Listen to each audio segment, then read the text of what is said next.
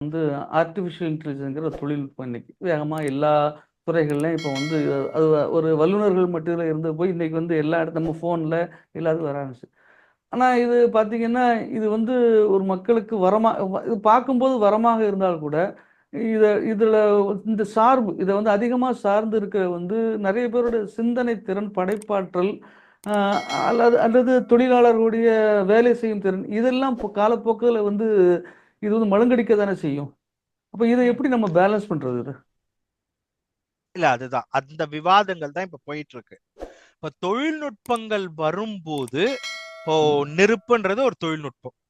ம். கத்தி என்றது ஒரு தொழில்நுட்பம். அது ம். இயல்பாகவே ம். நீங்கள் ஒழுங்கா அத பயன்படுத்த தெரியலன்னா நமக்கு ஆபத்தாக முடியிற வாய்ப்பு இருக்கு.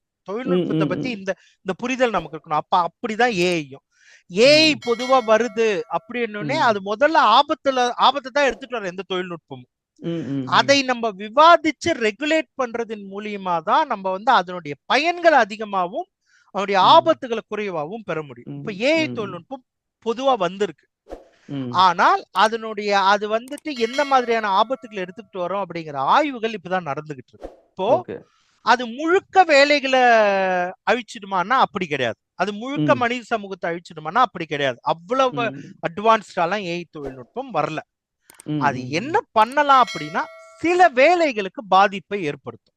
ஓகே. தொடர்ந்து அதாவது உங்கள் வேலையை ஆட்டோமேட் பண்ண முடியும். நீங்க திரும்ப திரும்ப செய்யக்கூடிய ஒரு வேலையை தான் செய்யறீங்க அப்படின்னா அது ம். ஏஐ தொழில்நுட்பம் வந்து மாற்றிடும். திரும்ப திரும்ப ம். செய்யக்கூடிய வேலைகளை ஏஐ இப்ப நல்லா பண்ணுது.